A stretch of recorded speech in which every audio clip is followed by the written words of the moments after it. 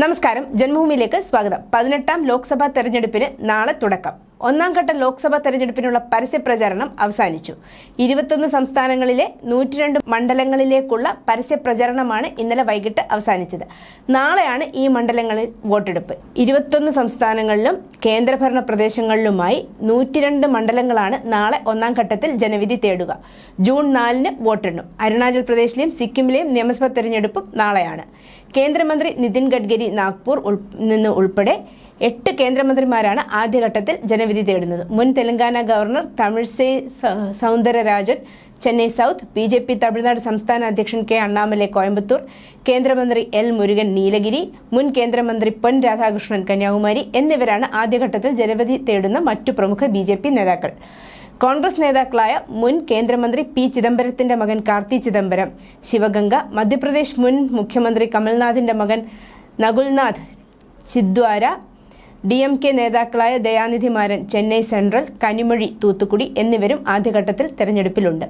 Road ഷോയും റാലിയുമൊക്കെയായി പ്രചരണത്തിന്റെ അവസാന മണിക്കൂറുകളിലും പ്രധാനമന്ത്രി നരേന്ദ്രമോദി ഉൾപ്പെടെയുള്ള നേതാക്കൾ പ്രവർത്തകർക്ക് ആവേശം പകർന്നു. ആസാമിലും ത്രിപുരയിലുമായിരുന്ന പ്രധാനമന്ത്രി പങ്കെടുത്ത റാലികൾ. കേന്ദ്ര ആഭ്യന്തരമന്ത്രി അമിത്ഷാ, പ്രതിരോധ മന്ത്രി രാജ്നാഥ് സിംഗ്, BJP അധ്യക്ഷൻ JP നദ്ദ, രാഹുൽ ഗാന്ധി ഉൾപ്പെടെയുള്ള പ്രതിപക്ഷ നേതാക്കൾ എന്നിവരും വിവിധ സംസ്ഥാനങ്ങളിൽ പ്രചാരണ പരിപാടികളിൽ പങ്കെടുത്തു.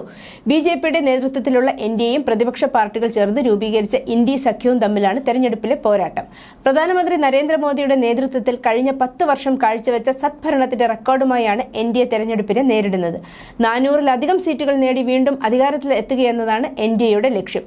വീണ്ടും മോദി സർക്കാർ എന്ന ക്യാമ്പയിനാണ് BJP ശ്രദ്ധ കേന്ദ്രീകരിച്ചിരിക്കുന്നത്. 2047 വികസിത ഭാരതം എന്ന ലക്ഷ്യവും BJP മുന്നോട്ട് വയ്ക്കുന്നു. തെരഞ്ഞെടുപ്പ് തീയതി പ്രഖ്യാപിക്കും മുമ്പ് തന്നെ 267 മണ്ഡലങ്ങളിലേക്കുള്ള സ്ഥാനാർത്ഥികളെ പ്രഖ്യാപിച്ച് BJP രംഗത്തിറങ്ങിയിരുന്നു. എന്നാൽ കൃത്യമായ നയമില്ലാതെ മുന്നോട്ട് പോവുകയാണ് ഇന്ത്യ സഖ്യം. കേരളം, പശ്ചിമ ബംഗാൾ തുടങ്ങിയ സംസ്ഥാനങ്ങളിൽ ഒറ്റയ്ക്കും ചിലയിടങ്ങളിൽ ഒന്നിച്ചുമാണ് സഖ്യത്തിലെ പാർട്ടികൾ മത്സരത്തിന് ഇറങ്ങുന്നത്. കേരളത്തിനകത്ത് പരസ്പരം പോരടിക്കുന്ന ഇന്ത്യ സഖ്യകക്ഷികളായ കോൺഗ്രസും CPM-ഉം കേരളം കടന്നാൽ ഒറ്റക്കെട്ടാണ്. ഈ ഇരട്ട നിലപാടിന് വോട്ടർമാർക്ക് മുന്നിൽ വിശദീകരിക്കാനാകാത്ത അവസ്ഥയിലാണവർ. News desk, Janmabhumi.